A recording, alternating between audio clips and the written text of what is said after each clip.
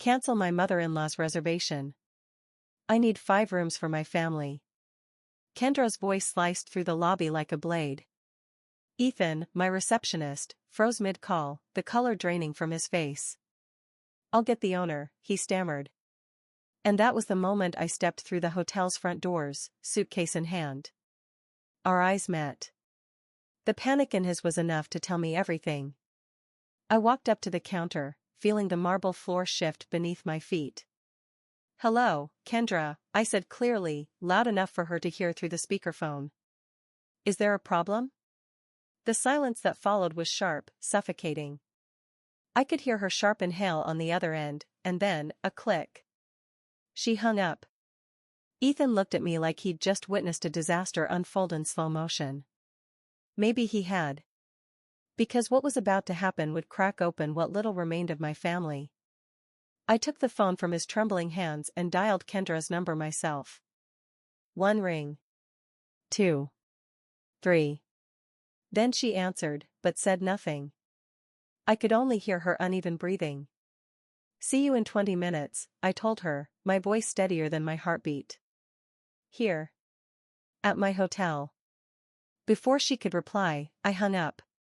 My heart was pounding so hard I was certain the entire lobby could hear it. I turned to Ethan. "Set up the conference room. And make coffee, plenty of it." He nodded quickly and vanished down the hallway.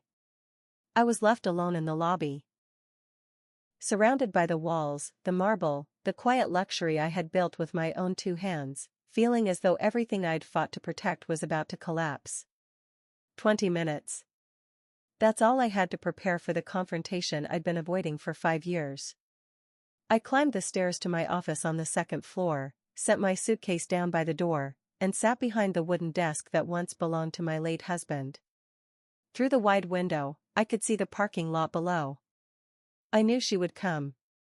She had to. She'd been caught, exposed by her own arrogance, and something told me she wouldn't arrive alone. My name is Beatrice. I am 65 years old, and every line on my face carries a story of endurance. This hotel, these ivory walls, these gray marble floors, the garden that opens to the sea, I built all of it myself. After my husband died 8 years ago, after Ryan married Kendra 5 years ago, after my life shrank into family dinners where I was treated like an old piece of furniture no one knew what to do with, invisible, irrelevant, burdensome, I stopped being surprised. Kendra never tried to hide her disdain for me. From the first day I met her, when Ryan brought her home wearing that nervous smile that told me my son no longer belonged entirely to me, she studied me. Every word, every gesture, every flaw. Assessing whether I was sophisticated enough for her carefully curated life. My modest house in the suburbs, my simple clothes, my straightforward way of speaking, none of it fit the perfect image she wanted to present to the world. And I certainly didn't fit the image she wanted for Ryan's future. "Your mother is quaint," she once told him, thinking I couldn't hear. I was in the kitchen preparing dinner while they sat chatting in the living room. "But when we have children," she said, "I think they should spend more time with my family, so they can have better influences." Ryan said nothing. That silence cut deeper than any insult ever could. My son, the boy I raised alone after his father's death, the young man I taught that dignity has no price, sat there, quiet, while his wife erased me from his future. Something inside me broke that night. It wasn't dramatic. No shouting, no slammed doors. Just a quiet, devastating fracture, the moment I decided to stop begging for affection. To stop showing up hoping for scraps of attention. I took my savings, sold the house Ryan grew up in, and took out loans I knew would take me years to repay. With that, I bought this forgotten piece of land overlooking the sea. Everyone thought I'd lost my mind. "A woman your age, starting a hotel business? Beatrice, that's madness," they told me. Maybe it was. But it was my madness, my project, my escape. It took 3 years to transform those ruins into a 12-room boutique hotel. I hired architects and designers, worked side by side with builders and painters. I learned about business licenses, taxes, marketing, social media, everything. Every morning, I woke before sunrise, worked until darkness fell, then started again the next day. The physical exhaustion was welcome. It distracted me from the pain that no medicine could touch, the pain of knowing my son had chosen to please his wife instead of protecting his mother. Ryan came to the grand opening alone. "Kendra has a terrible migraine," he said. He walked through the halls in silence, brushing his hand along the walls as if he couldn't believe I'd done it. "Mom, this is incredible," he finally said. And for a brief moment, I saw my son, not the man she had shaped him into. "Why didn't you tell me you were working on something this big?" he asked. I met his eyes. "Because you stopped asking about my life a long time ago." He left that same night. And I didn't see him again for 3 years, until now. Until this reservation I made for both of them, my final, desperate attempt. I had written a simple email. "The hotel is turning 3. I'd love for us to celebrate together. I've reserved the main suite for you. Just one weekend. Please, Ryan." His reply came 2 days later. "I'll be there, Mom." 3 words that made me cry onto my keyboard. 3 words that gave me back a fragment of hope. 3 words that Kendra had just tried to erase with a single phone call. I glanced at my watch. 12 minutes had passed. A silver car pulled into the parking lot, its tires crunching over the gravel before sliding slightly to a stop.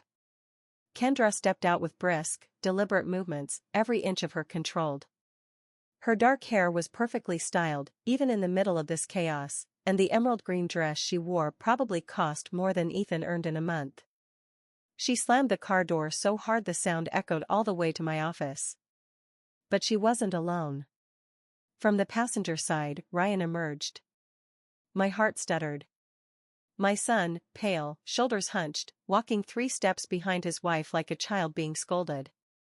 Kendra paused in front of the entrance, smoothed her dress, lifted her chin, and strode inside.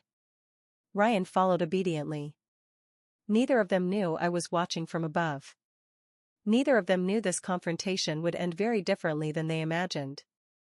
I picked up the phone, exhaled slowly, and dialed the reception. "Ethan, send them up."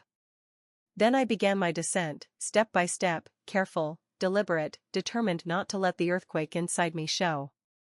Kendra stood in the center of the lobby, scanning the space like a critic preparing to write a brutal review. Ryan lingered near the door, hands buried in his pockets, staring at the marble floor. My heels struck the final step, echoing through the quiet room. Both heads turned. Kendra's expression shifted, surprise flickering into indignation in the blink of an eye. "You," she said, as though the word itself were an accusation. "Yes," I replied evenly, stopping about 10 feet away. "The owner of the hotel whose reservation you just tried to cancel." For once, Kendra was at a loss for words. Her mouth opened, closed, then opened again, and nothing came out. It was the first time in 5 years I had ever seen her speechless. It was almost satisfying. Almost. Because when my gaze met Ryan's, that fleeting satisfaction vanished. He looked at me with a mixture of confusion and, worse, shame. Not shame for his wife, but for me. As though I had done something wrong simply by existing, by succeeding, by refusing to quietly fade from their lives. "Mom," he said finally, and the word carried more apology than warmth. "We didn't know this was your hotel. You never told us you owned it." I laughed, a short, bitter sound that even startled me. "I didn't tell you, Ryan? I sent the invitation from the hotel's official email. My name is on the website, the social media, every invoice, Beatrice Alvarado, owner and founder. At any point in the past 3 years, did it ever occur to you to ask where I live, what I do, or how I pay my bills?" Silence fell. Heavy, suffocating. I could almost feel it pressing against my skin. Of course, Kendra recovered first. She always did. She was a master at stitching herself back together, at twisting any situation until she stood on top again. "Beatrice," she began, and the way she said my name. That perfectly rehearsed condescension made my hands curl into fists. This is clearly a misunderstanding. I had no idea this was your hotel. If I had known, I obviously never would have. Never would have tried to cancel my reservation to give the rooms to your family? I interrupted, taking a slow step toward her. Then another. Kendra instinctively stepped back. Tell me, Kendra, I said quietly.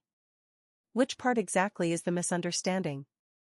The part where you called demanding my booking be cancelled without asking me, or the part where you assumed you had the right to take something that doesn't belong to you?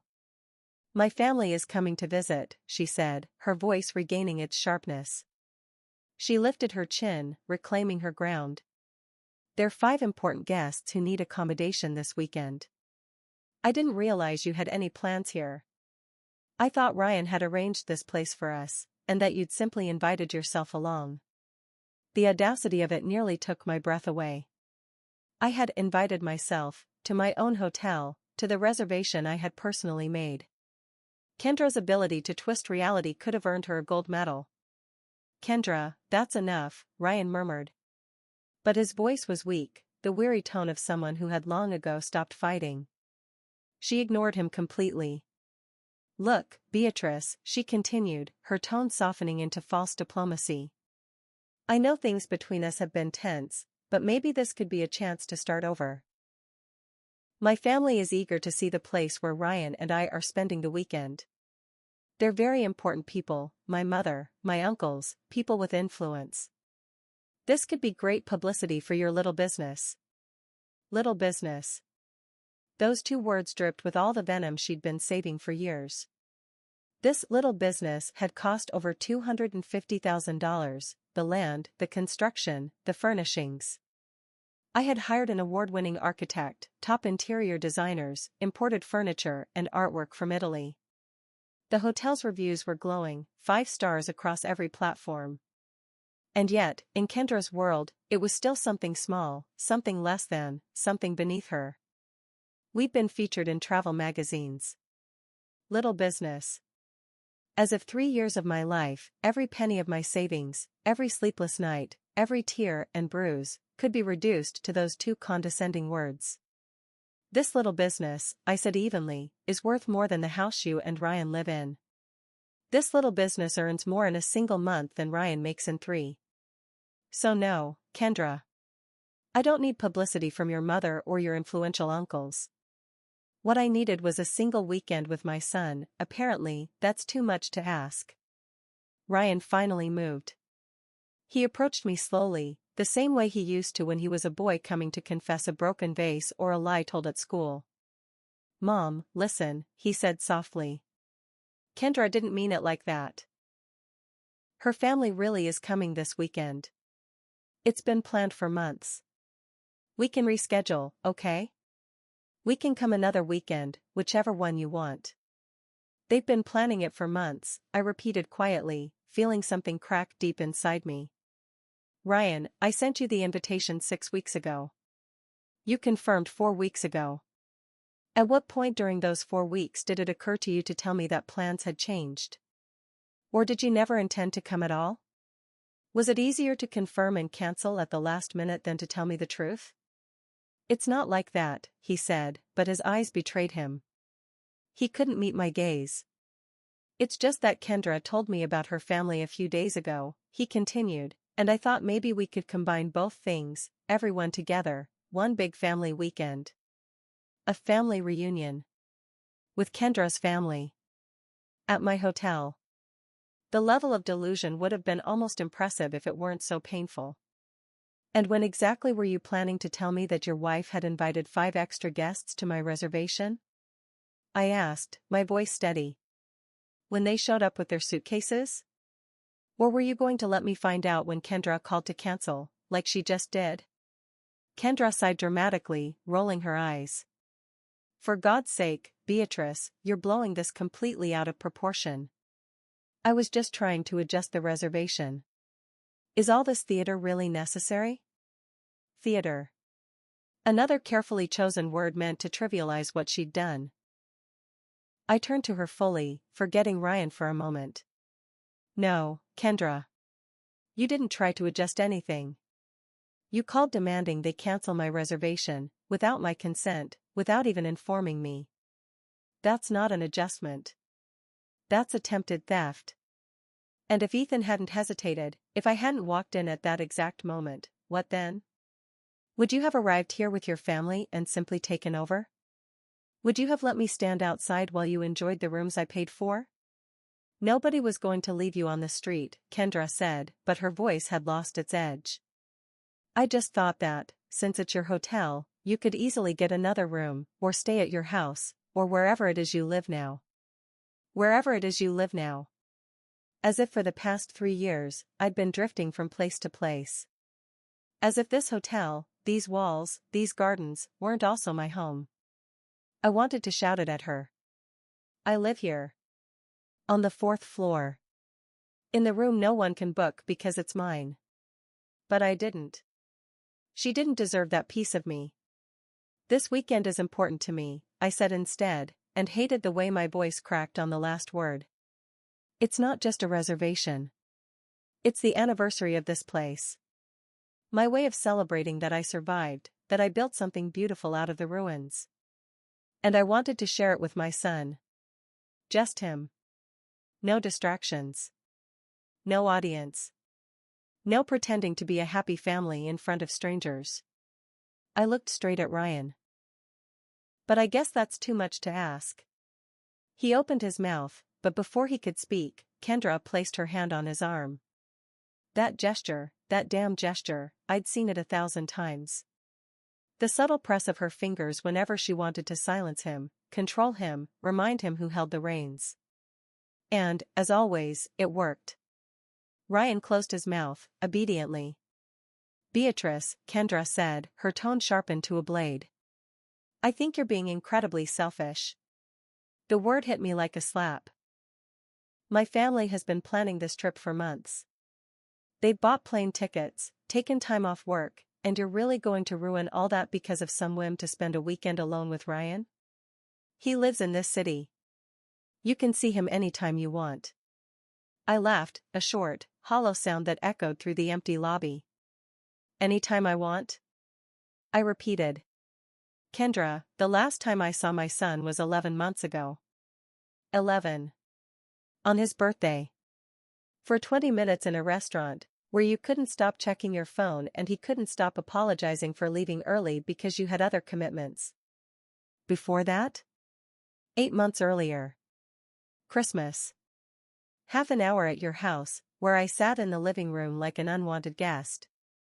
So please, don't tell me I can see him whenever I want. We both know that's a lie. Kendra's expression hardened. Something in my words had landed. Good. Let it hurt. If you don't see Ryan more often, it's because you chose to disappear. You sold your house. You moved away to chase this little dream of yours. You were the one who picked a hotel over your family. Each word was a poisoned arrow, crafted to pierce straight through me, and for a moment, it almost did. Almost. Until I remembered all the times I had reached out. All the invitations politely declined, all the calls that went unanswered, all the "we're just so busy, Mom" that Ryan repeated like a script someone else had written for him. I didn't choose this hotel over my family, I said, feeling the years of swallowed anger finally rise to the surface. I built this hotel because I no longer had a family. Because my son decided keeping his wife happy was more important than keeping a relationship with his mother. Because every time I tried to visit, there was a new reason why I couldn't stay, or why I shouldn't come at all. Because I got tired of begging for scraps of affection from my own child. That's not fair, Ryan burst out, finding his voice at last. I never asked you to stay away. I never said I didn't want to see you. I turned toward him so quickly he took a step back. No, Ryan. You never said it. That's the whole problem. You never said anything. When Kendra mocked my clothes, you said nothing. When she made it clear I wasn't welcome at her fancy dinners, you said nothing. When her family treated me like the help at gatherings, you said nothing. Your silence said everything. I saw guilt flash across his face, and I let it linger. Let him finally feel the weight of all those moments when he'd chosen comfort over courage. "Mom, I didn't know you felt that way," he said quietly. But even that sounded practiced, a line rehearsed too many times. "If you had just told me." I stepped closer. We were only inches apart now. I could see the fine lines around his eyes, the gray strands just beginning to show at his temples. My little boy. My son. The man I barely recognized anymore. "I did tell you, Ryan," I whispered. "Not in words, because you never gave me the chance for a real conversation, but I told you in every way I could. Every time I called and you ended the call after 5 minutes. Every time I asked about your life and you answered in one-word sentences. Every time I invited you somewhere and you said yes, only to cancel later. All of that was me telling you I was losing you. And you chose not to listen." That's when Kendra stepped between us, her voice sharp and impatient. "Enough. This is ridiculous. Ryan, we're leaving. Clearly, your mother's more interested in making you feel guilty than talking like adults." She reached for his hand, but something unexpected happened. Ryan pulled away.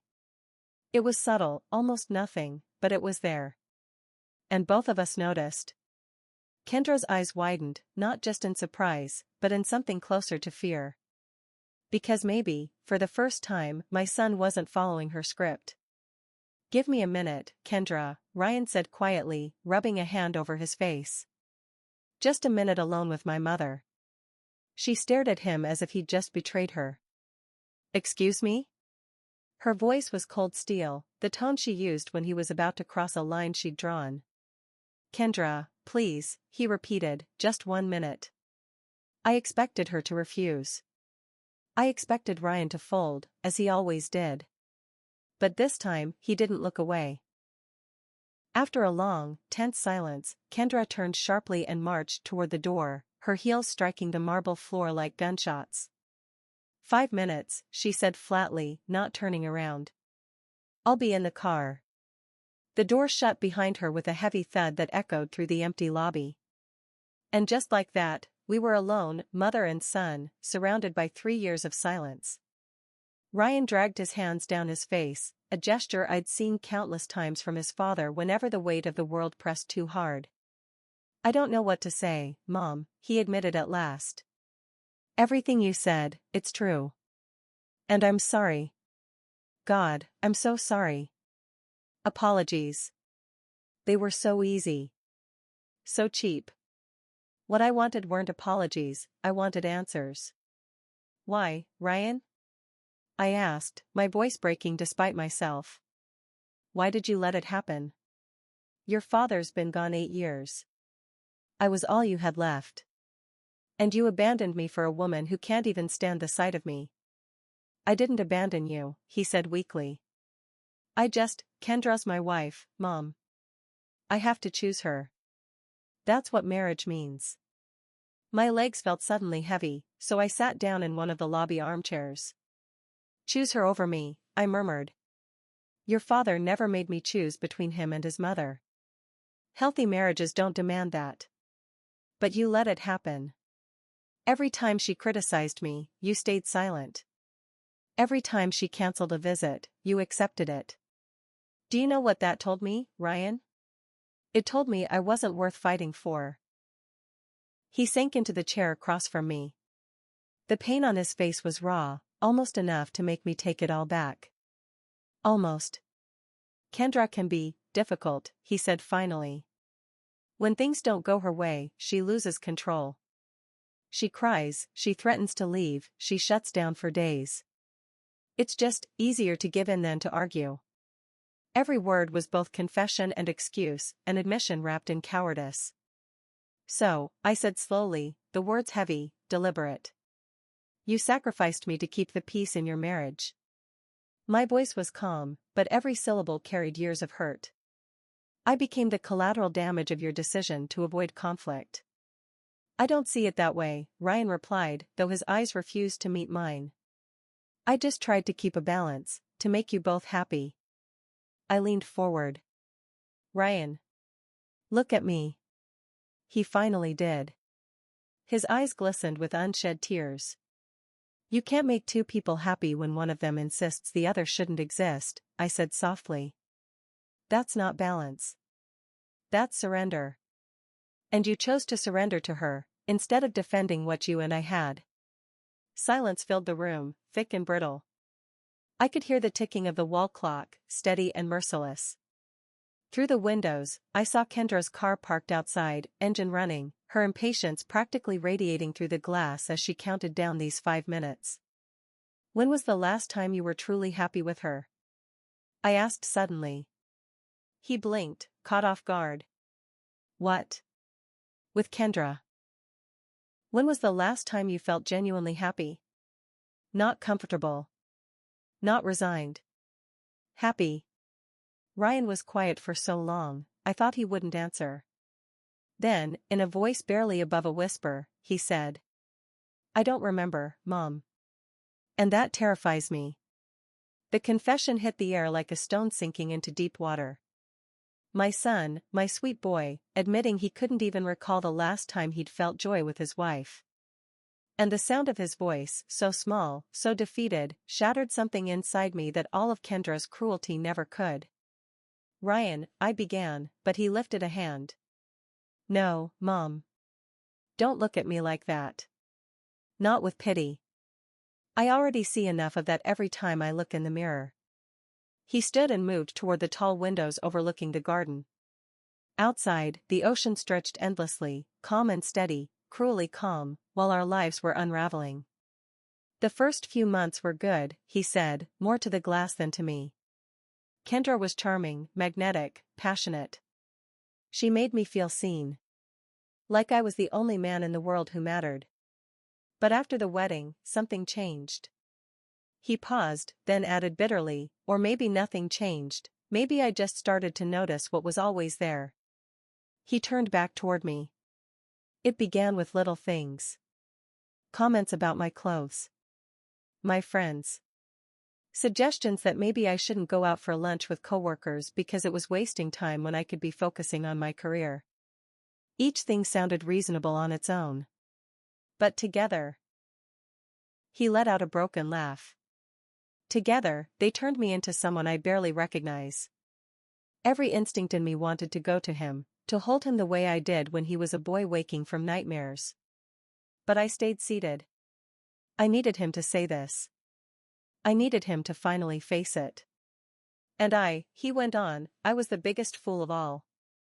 Because when it started with you, when she began making comments about your house, your voice, your work, I didn't defend you. I told myself I was staying neutral. That if I didn't take sides, somehow, you two would figure things out. He gave a hollow, humorless laugh. As if neutrality in the face of cruelty is a virtue, instead of cowardice. Then why stay? I asked before I could stop myself. If you're this unhappy, if you know she's changing you, why are you still there?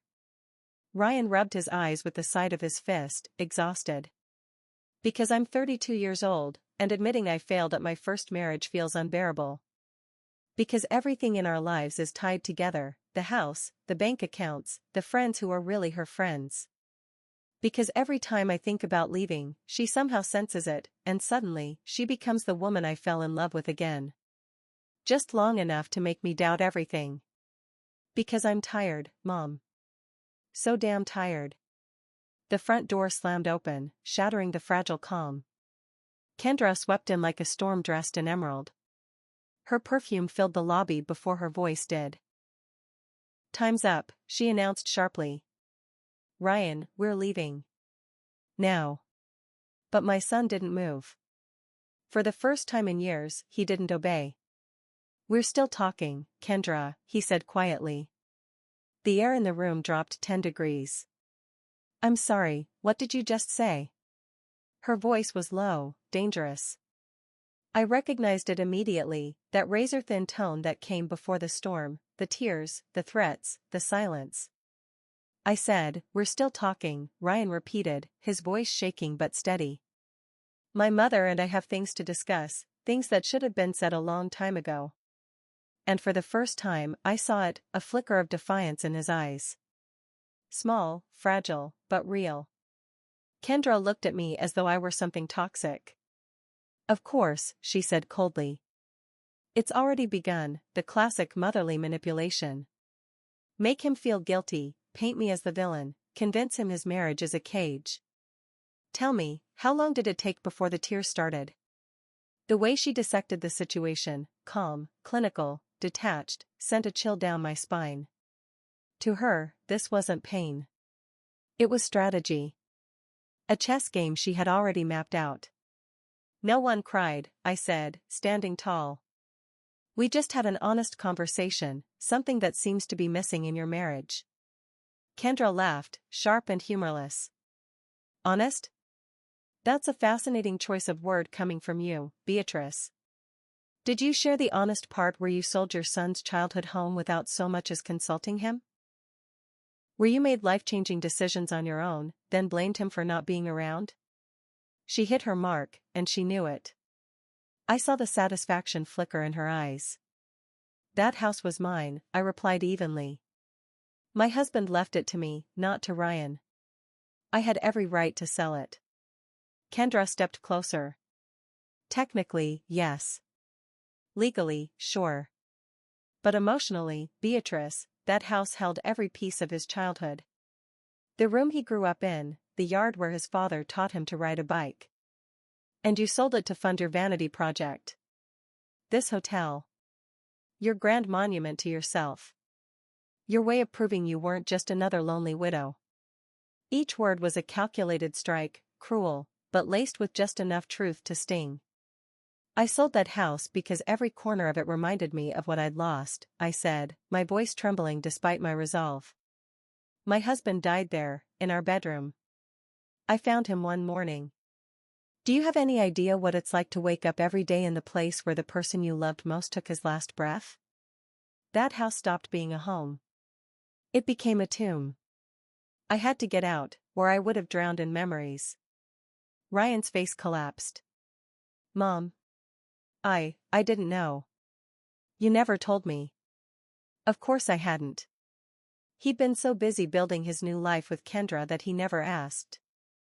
Never asked why I sold it, never wondered how I was grieving. He'd assumed it was just business. Cold. Practical. There's a lot you don't know, Ryan, I said softly. Because you stopped asking a long time ago. Kendra didn't flinch. Her expression was as smooth as polished stone. Beautiful story, she said, voice dripping with disdain. Tragic, really. But it doesn't change the fact that we're here to solve a very simple, practical problem. My family arrives in 2 days. I need 5 rooms. This hotel has 12. Mathematically, it's not that complicated. Her audacity was staggering. Even now, after everything, she still thought she'd get her way. The answer is no, I said firmly. We're fully booked this weekend. I don't have 5 rooms for your family. You're lying, Kendra shot back immediately. I checked your website in the car. You have at least 7 rooms available. I crossed my arms. I did 10 minutes ago. But I asked Ethan to mark them unavailable. We're now officially full. I saw the exact second it hit her, that she'd lost. Her disbelief curdled into fury in an instant. You can't do that, she sputtered. That's abuse of power. Petty revenge. It's my hotel, I said simply. I can do whatever I like with my rooms. And I've decided that this weekend, as originally planned, is for me and my son. If he still wants to stay, of course. All eyes turned to Ryan. He looked pale, torn, the weight of 2 worlds pressing down on him. I could see the battle in his eyes. The part that wanted to stay, to finally reach for what we'd lost, and the part that had been trained for years to never, ever contradict his wife. Ryan, Kendra said, her voice suddenly soft. Gone was the sharpness, now it was all trembling vulnerability. My family already bought their plane tickets. They canceled their plans. If I tell them now we have nowhere to stay, it'll be humiliating. My mother will think I can't even organize a simple weekend. Please, we can find another hotel nearby for your mother, one just as nice. We'll pay. Wouldn't that make everyone happy? It was masterful, really, the way she pivoted from ice to tears, from command to persuasion. She was an expert at turning the spotlight to her needs, her image, her pride. Never his. I'm not going to another hotel, I said before Ryan could speak. This is my hotel. My reservation. And I won't be displaced from my own home to make space for your family, people who, by the way, haven't shown the slightest interest in meeting me in 5 years of marriage. Because you never tried to know them, Kendra snapped. Always playing the victim. Always the martyr. Something inside me cracked. Maybe it was the years of humiliation piling up. Maybe it was seeing my son standing there, caught in her shadow. But whatever restraint I had left, finally snapped. Maybe it was simply that I had nothing left to lose. You know what, Kendra? I said quietly. You're right. I didn't make the effort to get to know your family. Do you want to know why? She didn't answer. Because the first and only time I met them, I continued, your mother asked if I was Ryan's housekeeper. The silence that followed was absolute. Even the ocean seemed to hold its breath. Ryan stared at me, eyes wide. At your engagement party, Kendra, I went on. That fancy dinner at that overpriced restaurant your family picked. I wore the nicest thing I owned, a coral dress I'd bought just for the occasion. Your mother saw me and, without even introducing herself, said, "Excuse me, can you bring me more water?" When I told her I was the groom's mother, do you know what she did? She laughed. She actually laughed and said, "Oh my goodness, how embarrassing, it's just that your clothes are so simple." Asterisk. Kendra's face drained of color. It didn't happen like that, she muttered, but her voice lacked conviction. It happened exactly like that, I said, feeling years of buried humiliation rise to the surface. And your Uncle Mark, the one you brag about with all his important connections, spent the whole night asking if I'd even finished high school. When I told him I had a degree in business from a state university, he chuckled and said, "Well, they'll hand out diplomas to anyone these days." Your cousin Jessica asked if my dress was from a thrift store. And you, Kendra, you were there. You heard every comment, saw every condescending look, and you didn't say one word in my defense. Ryan didn't say anything either, she said quickly, but it was a weak defense, and we both knew it. You're right, I replied. He didn't. And that night, in the car, I asked him why he let them treat me that way. Do you know what he said? He told me that your family was just like that, direct, and that I shouldn't take it personally. That they were used to a certain social standard and that I needed to understand they came from a different world. I turned toward my son. That was the night I started to lose hope that you would ever stand up for me. Ryan's eyes filled with tears. Mom. I was an idiot. I know. I was so desperate to fit into their world, to be good enough for Kendra, that I let them treat the only person who ever stood by me like garbage. Kendra let out an impatient sigh. Oh, please. This is so overly dramatic. My family has high standards, yes. Is that a crime? To want the best for my husband? To surround him with ambitious, successful people who can actually open doors for him? What your family has, I said sharply, isn't high standards. It's classism. Elitism. Cruelty dressed up as honesty. And you, Kendra, learned from the best. Every comment about my clothes, my accent, my past, all of it was your way of reminding me that I would never belong in your world. I took a step closer to her. But here's the thing, I never wanted to belong to your world. All I ever wanted was a relationship with my son. That's it. And you both made that impossible. Kendra held my gaze. For the first time, I saw a flicker of something behind that perfect composure, fear. I don't know what you're talking about, she said, but her voice trembled slightly. I never stopped you from seeing Ryan. I let out a humorless laugh. No, you just made every visit unbearable. You scheduled important events on the days I planned to see him. You sulked for days every time he mentioned visiting me. You made him feel guilty for wanting to spend time with me. That's not technically stopping him, Kendra, that's manipulation. And you're very, very good at it. Ryan didn't even realize it for years. That's what she does, Ryan said suddenly. His tone had changed, steadier now, heavier with realization. She does it with everyone. He looked straight at her. My best friend from college, Elias, stopped calling because every time he did, you'd pick a fight. You said he was a bad influence, that he wasted my time, that married men shouldn't hang out with single friends. The same thing happened with my gym buddies, my poker group, with practically everyone who wasn't pre-approved by you first. Kendra recoiled, as if struck. That's not fair, Ryan, she said, her voice trembling with anger. I was just protecting you from people who weren't good for you. Elias was a party boy who kept you out late. That poker night was gambling money we didn't have. I was thinking about our future. The way she said it, calm, logical, almost reasonable, would have sounded convincing to anyone else.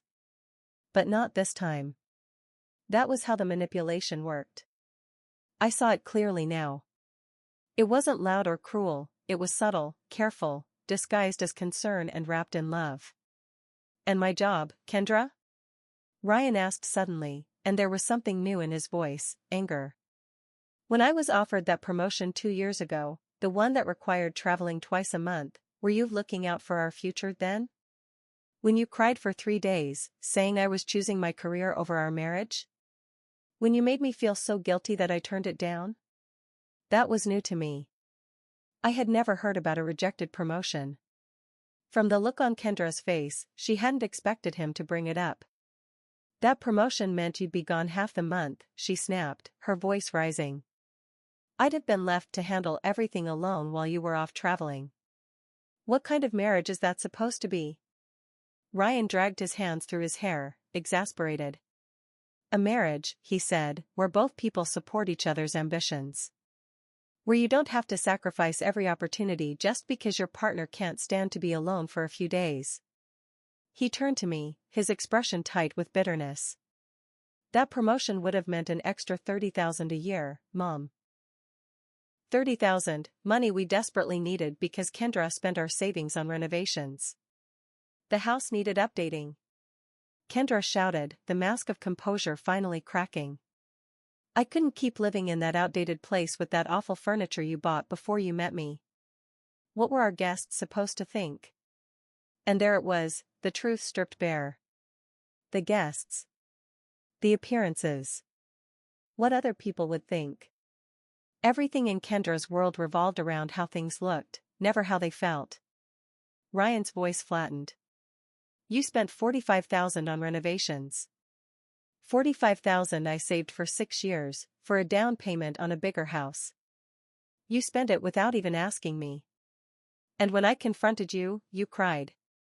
You said you just wanted to make our home beautiful for me, that you didn't realize that money mattered, that I never tell you anything. He let out a short, bitter laugh. And I believed you, or maybe I forced myself to believe you, because the alternative was admitting that you'd lied to me, manipulated me, and stolen from me. Every revelation felt like peeling layers from a rotting onion, the deeper it went, the worse it smelled. Kendra's hands were trembling now. I can't believe you're saying all this in front of her, she spat, pointing at me. In front of someone who clearly wants to destroy our marriage. This is exactly what she wanted, to turn you against me. I stepped toward her slowly. Kendra, listen to me very carefully, I said. I don't need to destroy your marriage. You already did that. I'm just standing here, watching the aftermath. You don't know anything about my marriage, she said, but her voice had lost its edge.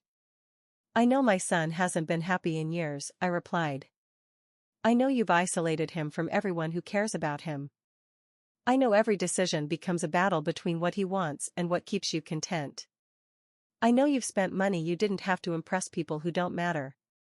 And right now, you're more worried about saving face with your family than about your husband's well-being. Each word landed like a strike, and I could see her flinch beneath them. "You don't understand," Kendra said, and for the first time, her tone changed. It wasn't haughty or defensive. It was desperate. "My family, they expect things from me.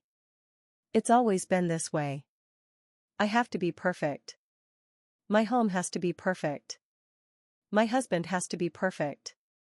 If I fail, if I show any cracks, they—" She stopped mid-sentence, as if realizing she'd said too much. But it was too late. The door had opened. "They what, Kendra?" I asked gently. "Do they criticize you? Do they make you feel small? Do they treat you the same way they treated me?" Her eyes filled with tears, not the practiced ones she used to control a situation, but real, raw tears. "You don't understand," she whispered. "My mother is never satisfied. Nothing I do is ever good enough. My sister Evelyn is the perfect one. She married a doctor, she has the big house, she throws parties for important people. I'm just the disappointment. The one who married a mid-level manager instead of an executive. The one who can't even organize a simple family weekend without ruining it." And there it was, the truth buried beneath all the cruelty. Kendra wasn't just the villain in this story. She was a victim, too, one who had chosen to repeat the same cycle rather than break it. "So you decided to do to Ryan what your family did to you," I said quietly. "To project all that pressure, all that need for perfection, all that constant dissatisfaction, to turn him into your proof that you're enough." Kendra wiped at her tears angrily, as though furious at herself for letting them fall. "It's not that simple." "Of course it is," Ryan interrupted, his voice firm now. "It all makes sense. The over-the-top renovations, the constant critiques about how I dressed, the dinners with important people where you paraded me like a trophy. It wasn't about me, it was about what I represented to your family. It was about proving to your mother that you could live a life she'd envy, too." He sank into the armchair, heavy with exhaustion. Two broken people, trying to fill voids the other could never touch. The lobby was silent, thick with tension. Outside, the sun was setting, streaking the sky in shades of pink and gold, beautiful and cruel all at once. "My mother arrives tomorrow," Kendra whispered, barely audible. "Melissa, her, and the rest of the family. I told them we had this beautiful hotel reserved, that the weekend would be perfect. If they arrive and I have nothing, if I have to admit I failed at even this." Her voice cracked, leaving the rest unsaid. I looked at her, the woman who had made my life miserable for 5 years, who had driven my son away from me, and all I felt was a profound sadness. I saw something in her I recognized, the unbearable weight of impossible expectations, the desperate need to prove your worth. I had felt it myself after my husband died, the drive to show I was still relevant, still capable, still valuable. The difference was that I had built something new, rather than letting loss destroy me. "Have you ever told your mother how you feel?" I asked. Kendra blinked, surprised. "Tell her what?" "That her impossible standards are crushing you. That no matter what you do, you'll never be Evelyn." She sighed, bitter and resigned. She'd just say I'm being dramatic, that I should be grateful to have a family that cares. The cycles repeated. The wounds were passed down. "When your mother arrives tomorrow," I said slowly, choosing each word, "what do you think will happen?" She laughed, a short, hollow sound. "She'll criticize everything. The hotel, the rooms, the food, the service. She'll compare it to whatever resort Evelyn stayed at last month. She'll find something to complain about, and for the next 6 months, at every gathering, she'll casually mention how disappointed she was." Ryan winced at her precision. "And you'll spend the entire weekend trying to manage her mood," I added, "apologizing for things that aren't your fault, trying to make every moment perfect so maybe, just maybe, she'll offer a crumb of approval. Am I wrong?" Kendra shook her head, tears streaming anew. "It's exhausting. Always has been. But she's my mother. My family. I can't just cut ties." We both knew how that sentence ended. Like I had with Ryan, except I didn't cut ties. I was cut off. There's a difference between setting healthy boundaries and severing ties, I said. I never wanted to lose my son. But staying close shouldn't cost your dignity, your sanity, your self-worth. I stepped away to survive, to build something of my own, a place where no one could diminish me. I glanced around the lobby. This hotel is my sanctuary. My reclaimed life. My safe place. Ryan stood and approached Kendra, studying her face like he'd never seen her before. Kendra, we need to talk. A real conversation. No manipulations, no strategic tears, no guilt trips. About what we truly want, whether this, he gestured between them, still works, or if we're just clinging to an illusion of marriage. Her eyes widened with fear. Are you saying, divorce? I'm saying honesty, he replied. From both of us. Because this. Walking on eggshells, you managing everything through control and guilt, this isn't a marriage. It's a prison for both of us. The words hung heavy, unyielding. Kendra opened her mouth, closed it, tried again, and finally whispered, I don't know how to be different. This is who I am. This is how I was raised. Ryan nodded slowly. I know. And that's exactly the question, can you change? Do you want to? Because I can't keep living like this. The sun had set. Ethan had quietly turned on the lobby lights, casting warmth over the tension. I need to think, Kendra said at last. This is too much, too fast. She turned to me. Beatrice, I know I have no right to ask. Not after everything. But my family arrives tomorrow, and I have nowhere to put them. Is there any way? Her plea hung in the air, unfinished. I studied her, broken, vulnerable, exposed. Part of me wanted to say no, to let her face the consequences. But another part, the part that had carried the weight of impossible expectations herself, felt compassion. There's a hotel about 20 minutes from here, I said finally. The Ocean View Lodge. It's owned by a friend, Robert. I can call and hold 5 rooms for you. It won't be cheap, but it'll work. Kendra stared, incredulous. Why would you do that for me? I'm not doing it for you, I said honestly. I'm doing it because breaking cycles of pain matters. And maybe, just maybe, if your weekend isn't a disaster, you'll have the space to do the real work, on yourself and on your marriage. Kendra stood frozen, as if her mind couldn't quite register that I was offering her a way out after everything that had happened. I don't know what to say, she stammered, her voice trembling. I think you would do, I replied flatly. Thank you, she whispered, and for once, it sounded real. No sarcasm, no sharp edge of pride, just raw, bewildered gratitude. I pulled out my phone and dialed Robert's number. He answered on the 3rd ring, his voice as cheerful as always. Beatrice. What a pleasant surprise. How are you? I explained the situation briefly, leaving out the messy details. Robert, ever the professional, didn't press for more. Of course, he said. I can make that work.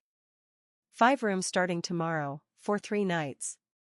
I'll give them a special rate since they're a referral from you. After hanging up, I turned back to Kendra. Rooms are confirmed. You can check in after 3 o'clock tomorrow. The rate is $120 per room per night. I watched her silently calculate. 5 rooms, 3 nights, $1,800 total. Not cheap, but manageable. Okay, she said finally. We'll take it. Thank you, Beatrice. Really?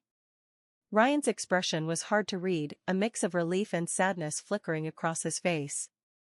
So, your family will stay at the Ocean View Lodge, and he left the rest hanging. You two will decide what happens next, I said firmly. Ryan, my offer still stands. The main suite is ready if you choose to stay. We could finally have that weekend we planned, just the 2 of us, no interruptions. Or, I continued, you can go with Kendra and the family. It's your decision. But it must be your decision, not anyone else's. I looked straight at Kendra. That means you don't pressure him, manipulate him, or guilt him, no matter what he chooses. Understood? Kendra swallowed hard and nodded. Understood. The silence that followed was thick and uncomfortable. I could see Ryan's internal battle written all over his face. His whole adult life had been about keeping the peace, choosing the path of least resistance to avoid conflict with Kendra.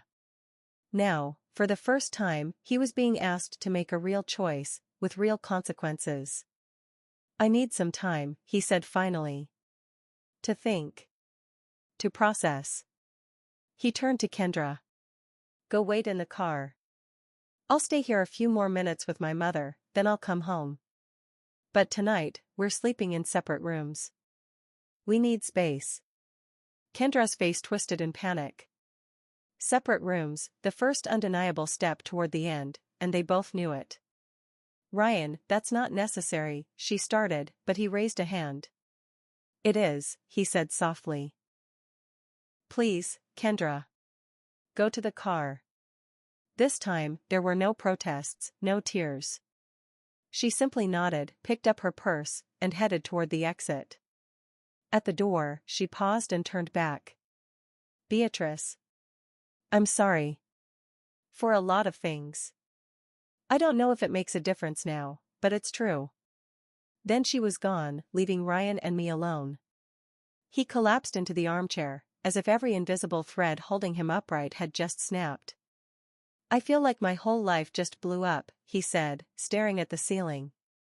And the worst part is, I feel relieved.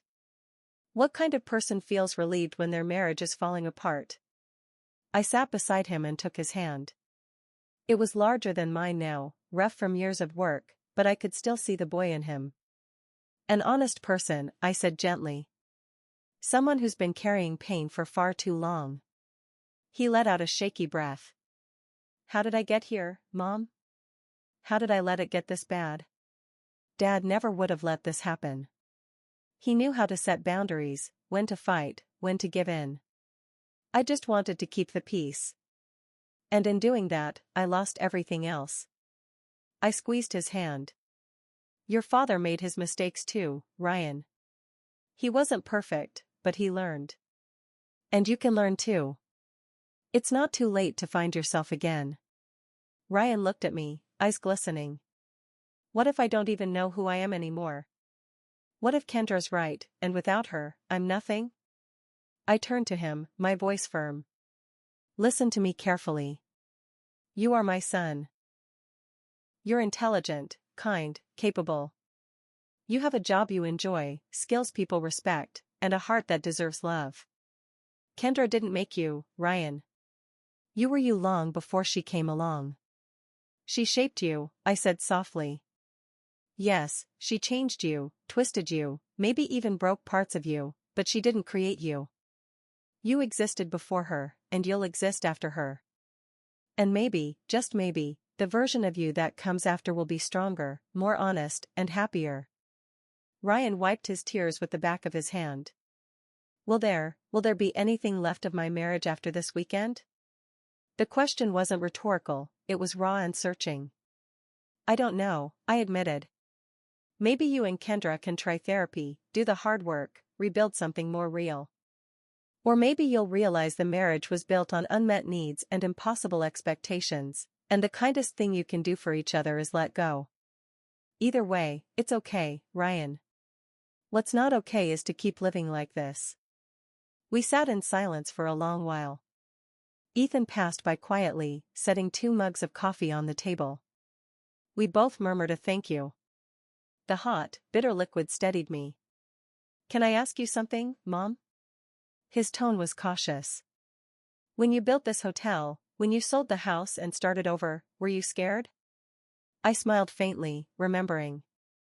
Terrified, I said. Every single day. Every loan, every decision felt like stepping off a cliff, not knowing if there was water below.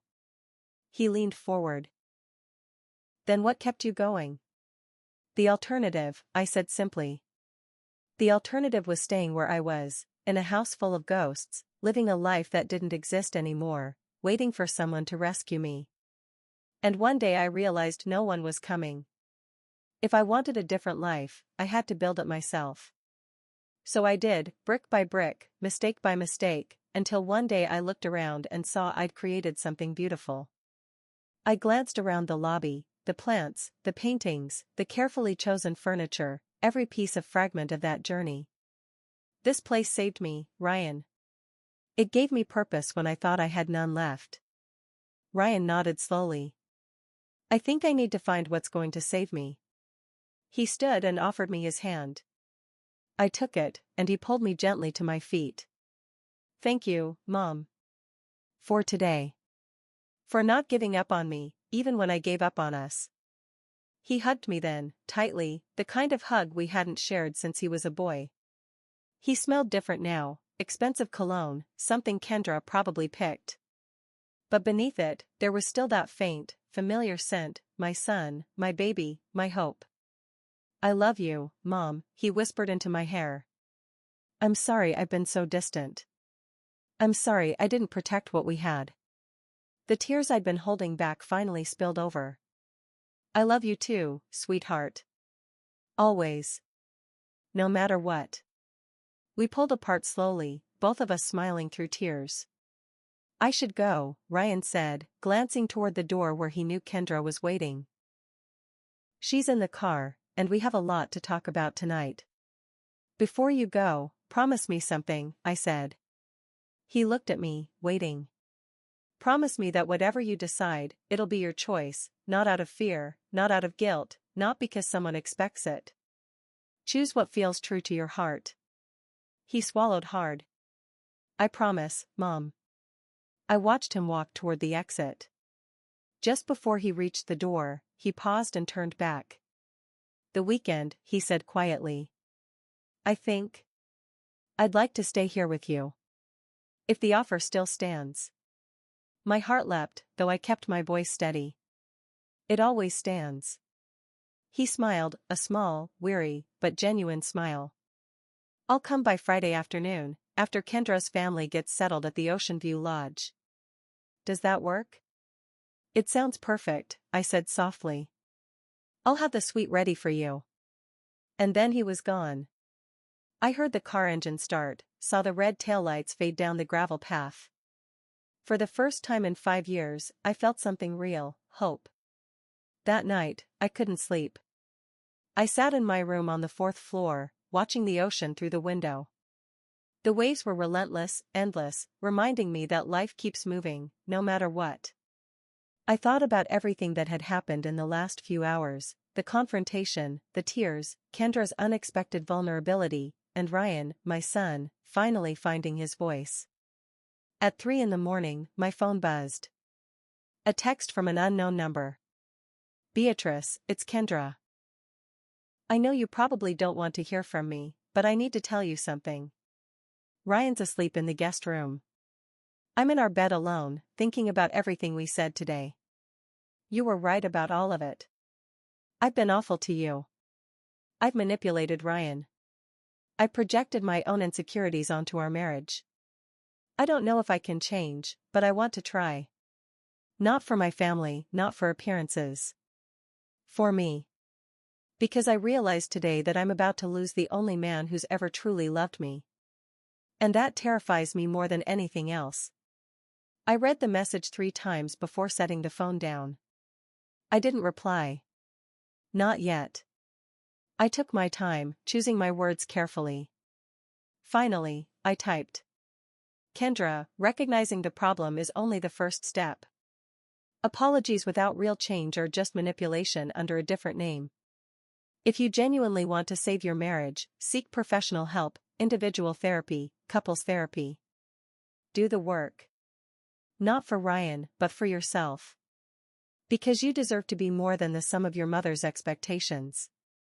I pressed send and set the phone aside.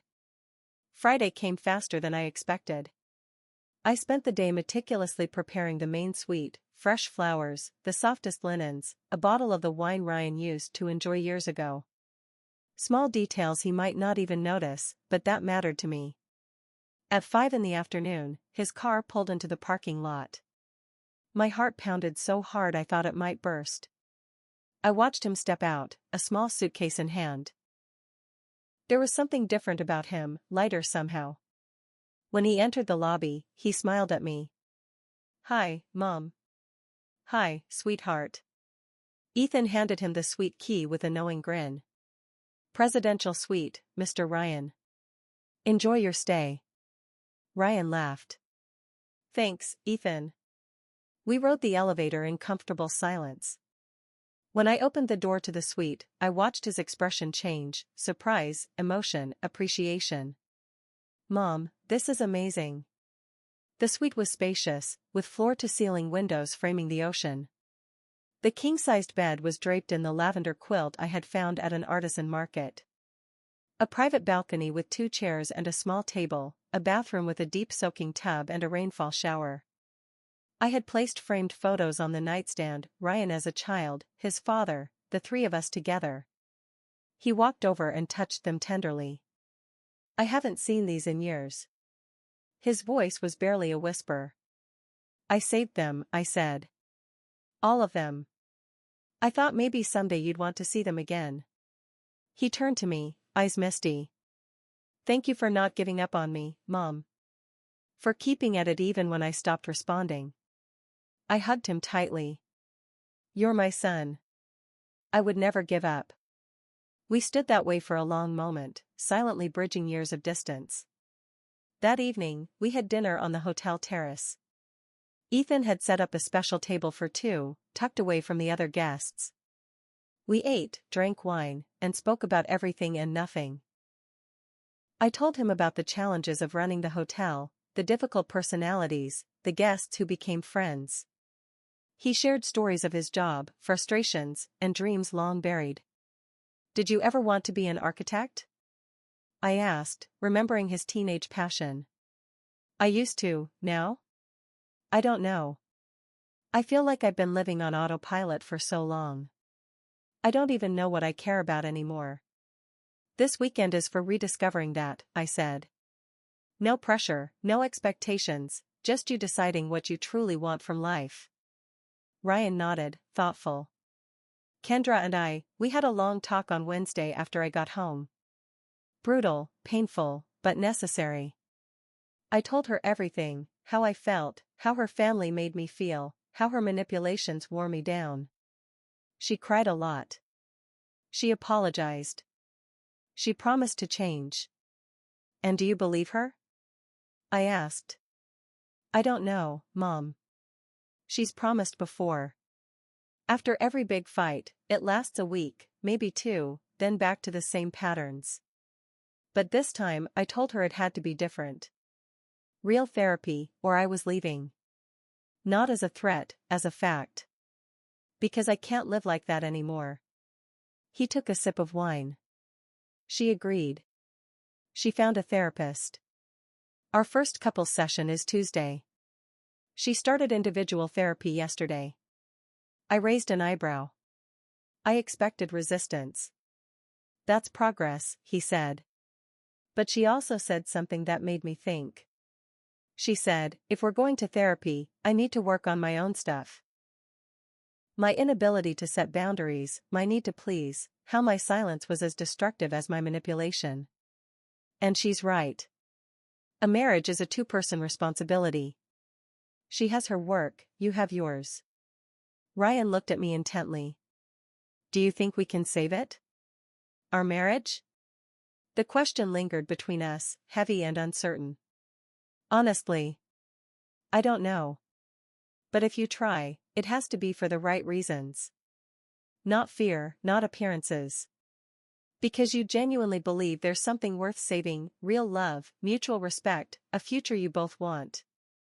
He absorbed my words in silence.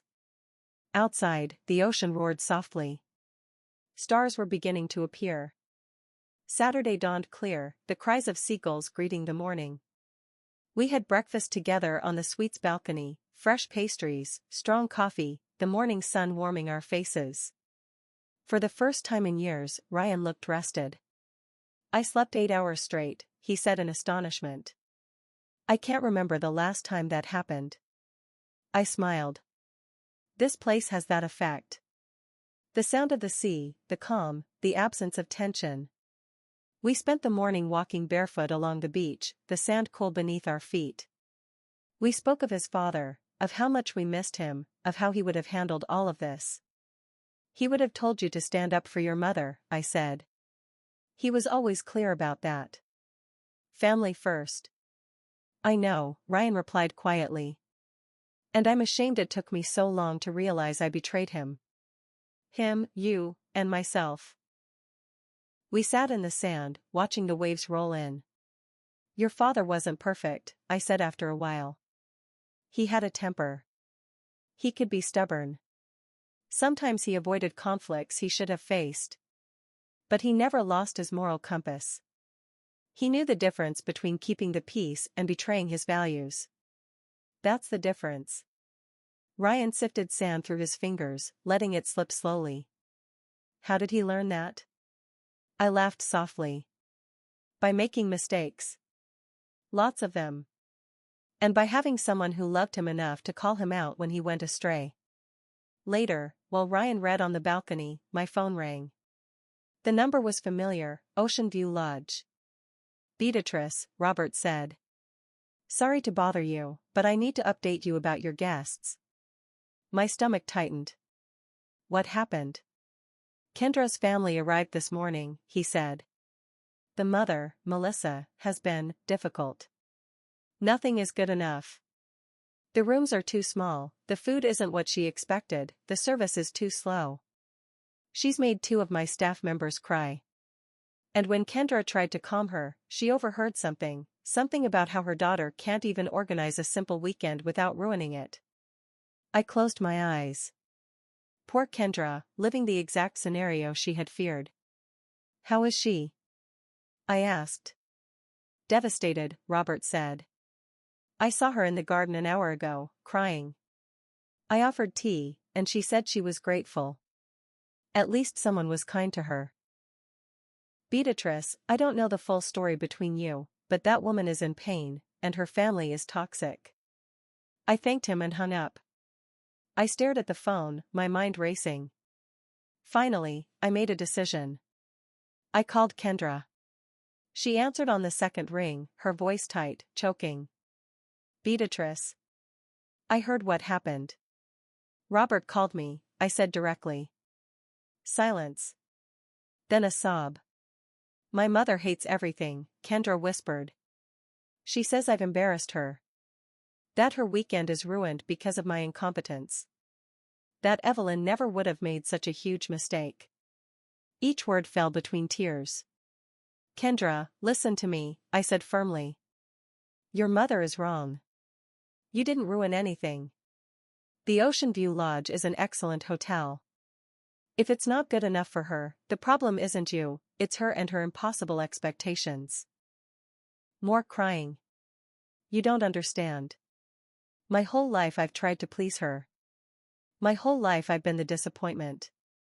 I understand more than you think, I replied gently. Because I also spent years trying to be enough for someone who could never be satisfied. Kendra, as long as you measure your worth by your mother's approval, you will always lose. She will never give it to you completely, not in the way you need. A long pause. What do I do? Her voice was small, lost. You set boundaries, I said. You tell her her behavior isn't acceptable. You won't allow her to treat the staff badly. If she can't be respectful, she can find another hotel. And if she gets angry, talks badly about you, or compares you to Evelyn, you accept it.